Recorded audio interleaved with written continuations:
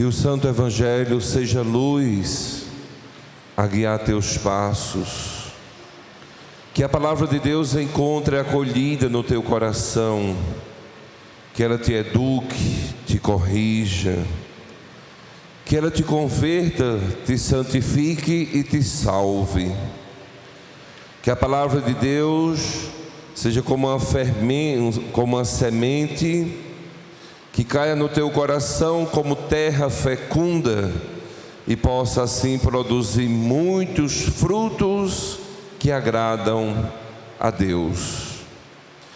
Meus queridos e amados irmãos e irmãs, Evangelho de São Mateus tem como um dos temas centrais o tema da justiça. Buscai primeiro o reino de Deus e a sua justiça, e tudo mais vos será acrescentado. Vamos repetir? Isso, ficou bonito. Vamos repetir junto. Eu vou dizer a primeira vez e vocês repetem, tá bom? Buscai primeiro o reino de Deus e a sua justiça, e tudo vos será acrescentado.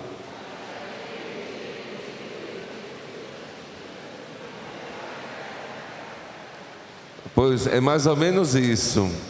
Então a gente busca primeiro o reino de Deus e a sua justiça, e tudo mais vos será acrescentado. E o evangelista coloca e apresenta São Mateus como o Senhor, o mestre da justiça. Ele é o Senhor, o mestre da justiça. E para que nós não pensemos que a justiça é uma ideia ou passa apenas pelo campo do conhecimento, a palavra de Deus então vai nos mostrar hoje no Evangelho que a justiça e o reino de Deus se busca no cotidiano da nossa existência e das nossas relações. O cristão que busca o reino de Deus e a sua justiça precisa aprender a conjugar o verbo amar, que neste caso não é abstrato, mas é real, muito concreto. E hoje este verbo amar passa pelo perdão. É preciso então perdoar, coisa que nem sempre é fácil, mas necessária para quem quer ser cristão, para quem quer ser seguidor de Jesus Cristo. Diz então o Evangelho: se o teu irmão pecar contra ti, vai corrigi-lo, mas em particular, a sós contigo. Jesus, nesta causa, quando alguém faz mal para a gente, o que é que a gente faz?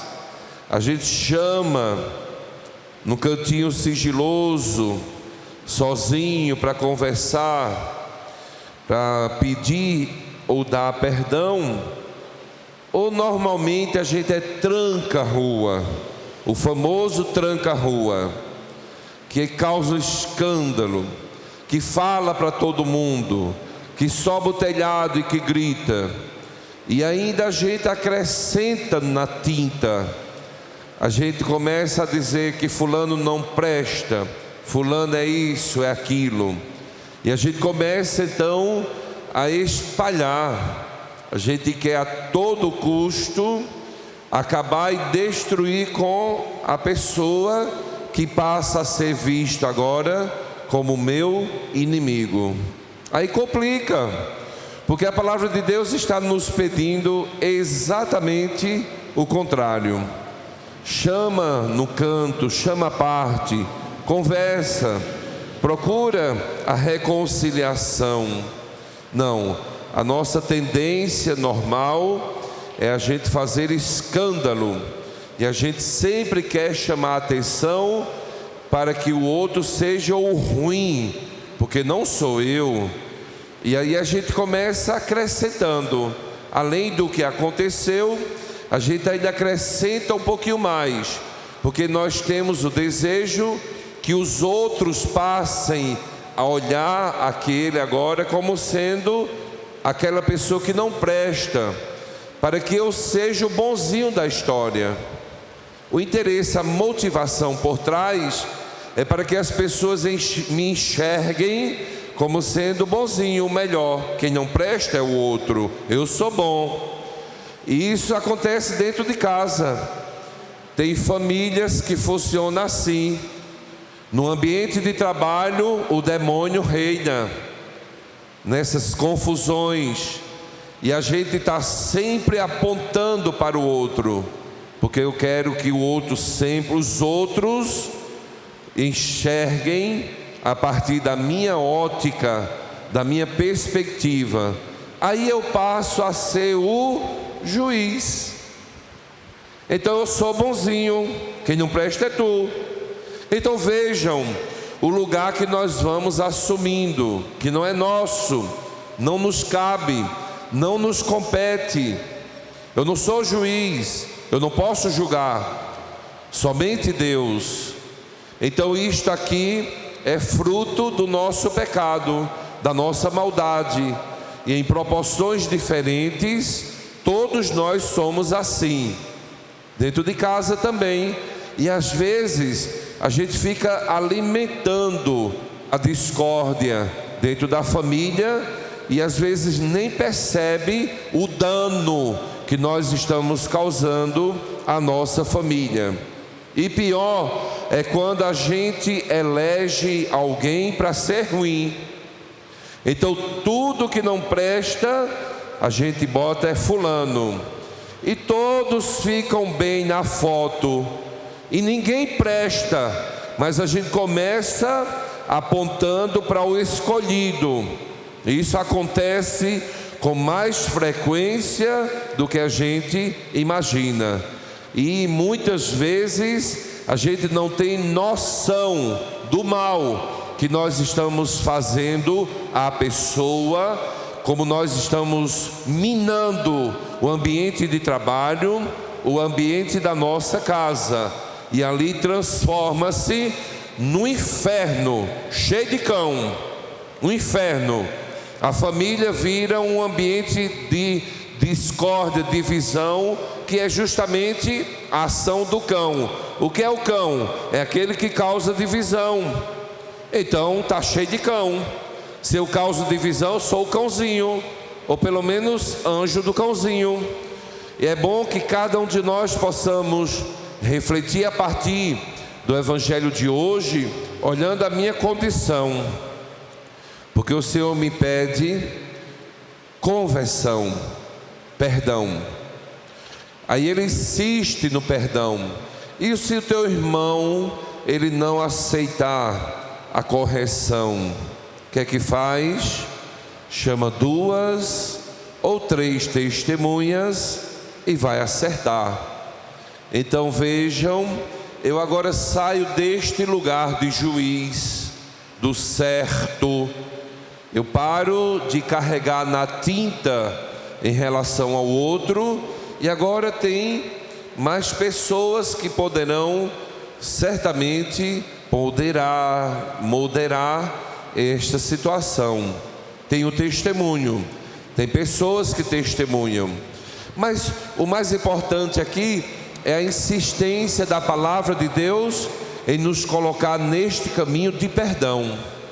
Se é sozinho, se é com 2 ou 3 pessoas, se é com a comunidade, isso não é o mais importante. O importante é que trilhemos o caminho do perdão e da misericórdia. E se não funcionar com 2 ou 3, entrega então à igreja, à comunidade. Então vejam como a palavra de Deus, ela insiste. Vejam como a palavra de Deus, ela insiste em querer a tua conversão, alminha. Veja como a palavra de Deus insiste que nós entremos neste caminho sem volta. O caminho do perdão, da misericórdia, deve ser para o cristão um caminho sem volta. Só depois que você tentar, depois que você fizer o possível e o impossível, aí é que a pessoa vai ser considerada, tratada como um pagão ou como um pecador público. E na hora que quiser voltar, vai estar sempre com a porta aberta para acolher. Igual aquela imagem do filho pródigo. Então, meus queridos e amados irmãos e irmãs, que cada um de nós possamos hoje olhar para dentro do nosso coração, das nossas atitudes, do nosso jeitinho de ser. Eu não sei se vocês já perceberam como nós temos facilidade e nós engordamos o nosso lado ruim, porque a gente alimenta a nossa ruindade. Todos nós, não escapa ninguém não. A gente sempre alimenta o nosso jeitinho ruim de ser. O nosso ladinho bom, coitado, tá magro, raquítico, desnutrido, porque a gente não alimenta. De vez em quando a gente é bonzinho, e no dia a dia a gente tem sido ruinzinho na hora de olhar, porque a gente pensa que fazer o mal é matar alguém. Não, não só. Às vezes quando eu olho, quando eu penso, quando eu falo, quando eu julgo, quando eu guardo no coração o desejo de não amar, de não perdoar, quando eu não sou justo nas pequenas coisas. Então vejam que eu posso ser ruinzinho sempre, no meu cotidiano, na relação dentro de casa, no ambiente de trabalho, até mesmo na igreja. Tem gente na igreja que reza pouco e olha demais a vida do outro.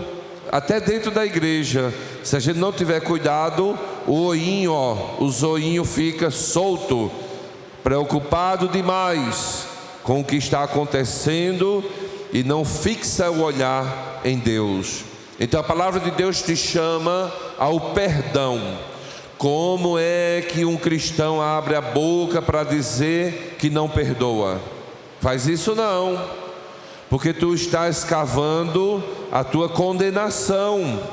Cristão que não perdoa é cristão que está vivendo uma incoerência.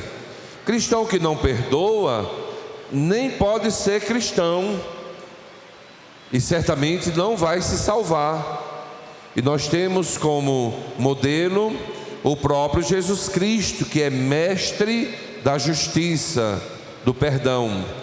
Na hora da cruz, Jesus pregado, e ele diz: Pai, perdoa-lhes, porque eles não sabem o que estão fazendo. Se fôssemos nós pregado na cruz, o que a gente dizia?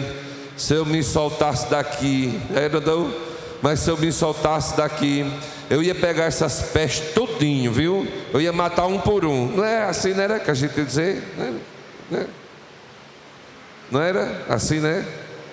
Se eu me soltasse daqui, essas pestes iam me pagar. E Jesus lá: Pai, perdoa-lhes, porque eles não sabem o que estão fazendo. Então tem gente que é a Gabriela da vida, né? Nasceu assim, cresceu assim, desenvolveu esse bucho grande assim e vai morrer desse jeito.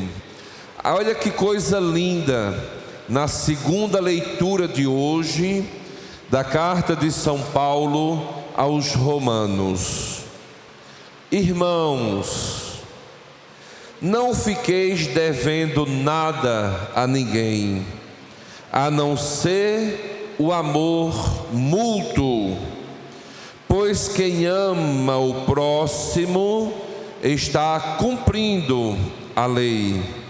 Quem ama o próximo está cumprindo a lei. não cometerás adultério, não matarás, não roubarás, não cobiçarás. Em nenhum momento fala de Deus, fala do próximo, mas subentende-se que nesta relação está Deus. Se a gente pega os mandamentos, no primeiro momento nos leva para Deus, depois para o próximo. Aí continua dizendo a leitura: e qualquer outro, Jesus neste vento, e qualquer outro mandamento se resume neste: amarás ao teu próximo como a ti mesmo. Ama o teu próximo como a ti mesmo. Aqui se resume toda a lei. O amor não faz nenhum mal contra o próximo. Portanto, o amor é o cumprimento perfeito da lei. Olha que coisa linda. O amor é o cumprimento perfeito da lei. Vamos repetir: o amor é o cumprimento perfeito da lei. De novo. Então, amar o próximo. De quem celular? Desliga, mulher. E agora vem um mistério de Deus. Ama o próximo. E quem é meu próximo? Aí agora é que o bicho pega. Quem é meu próximo? Porque amar quem me ama é fácil.